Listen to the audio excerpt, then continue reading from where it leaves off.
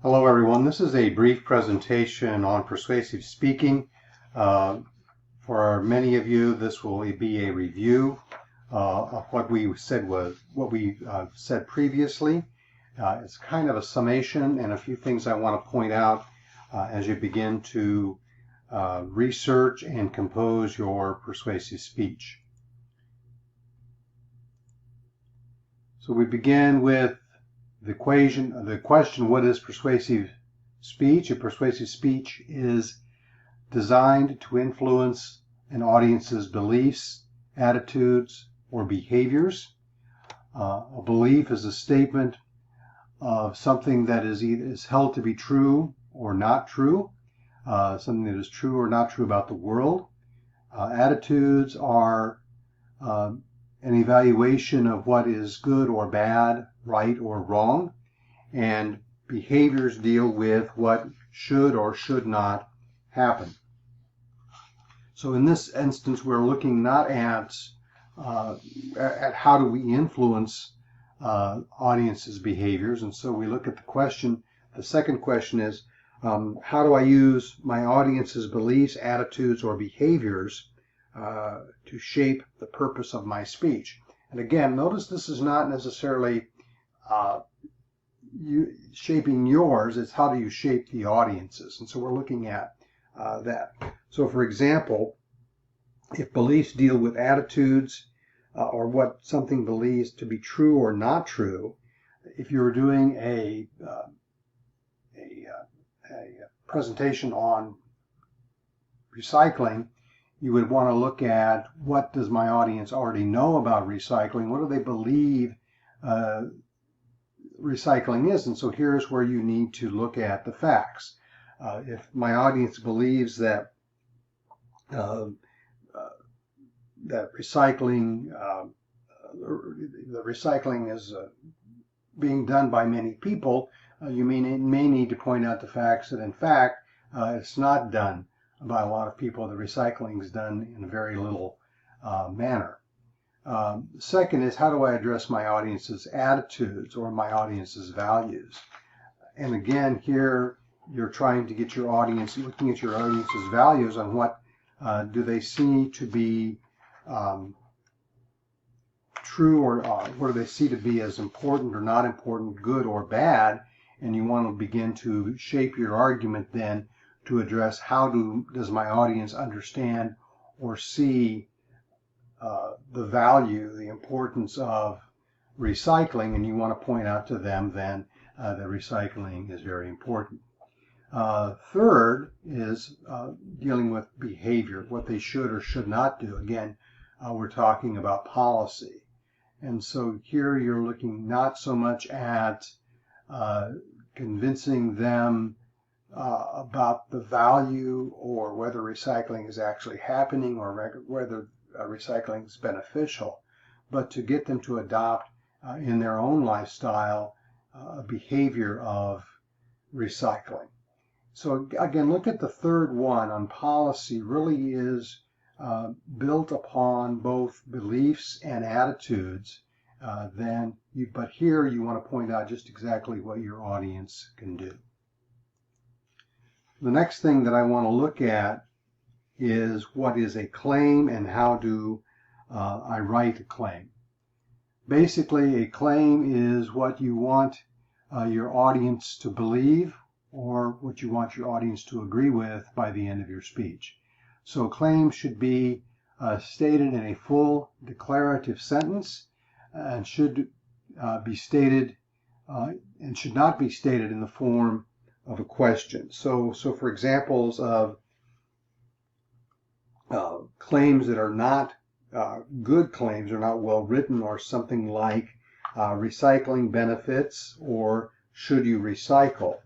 But to look at some examples of claims that are well written or expressed well, for example, you may say that everyone should recycle.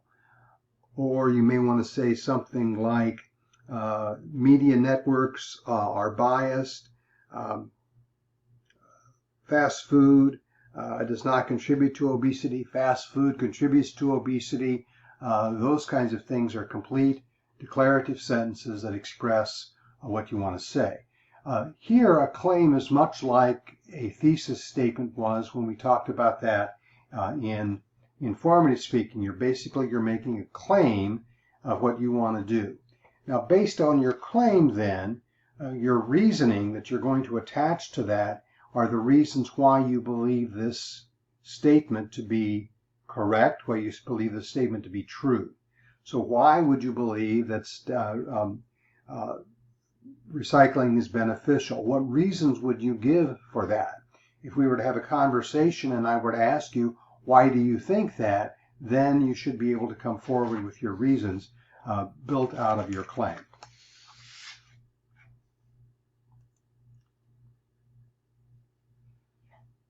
So another thing we want to take into consideration is how do I use others' arguments in the context of a claim.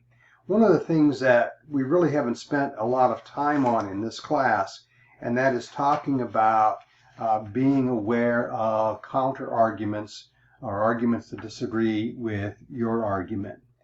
So one of the things you want to do, and this especially is true when it comes to doing your research, is you want to keep an open mind. You want to keep an open mind, and you be willing to modify or even abandon a claim if evidence and reason cast it into doubt.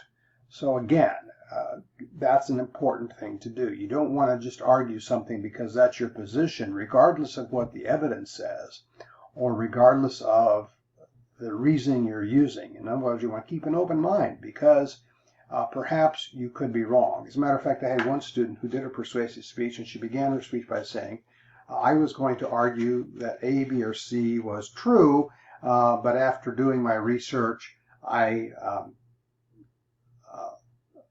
don't believe I was correct.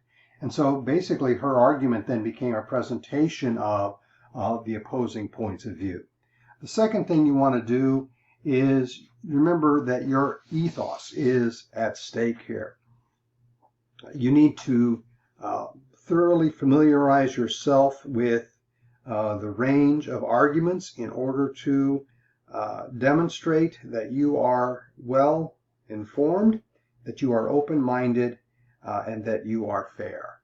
And again, many times when people do make arguments, even in persuasive speeches, they don't know all the facts. They don't have all of the information. And so they end up either misinforming their audience, and many times their audience will catch that, or they end up using logical fallacies, which also deter the basis of their argument.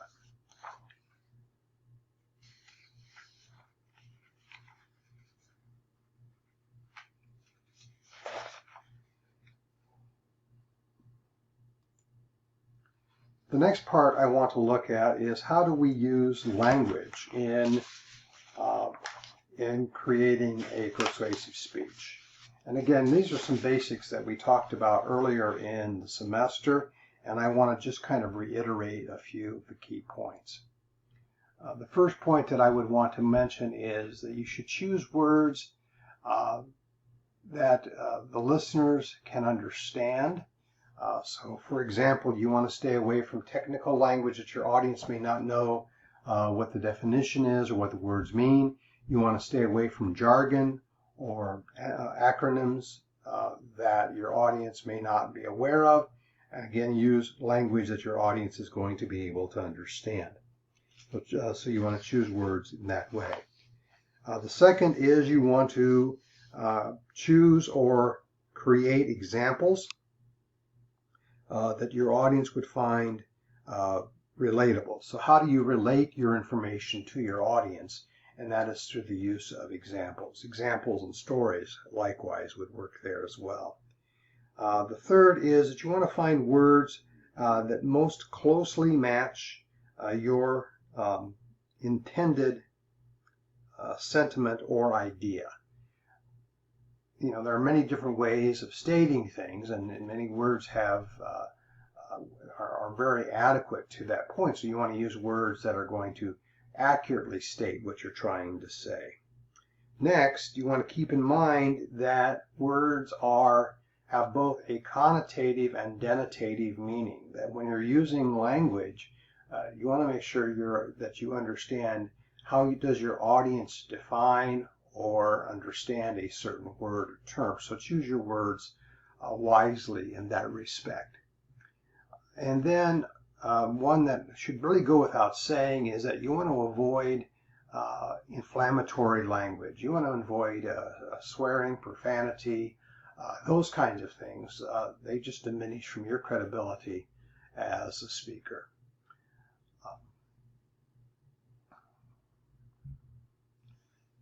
And verbally, you want to cite all ideas and information from sources in the body of your speech. And again, we've talked about this a little more earlier in the semester, using oral or verbal citations in the context of your presentation.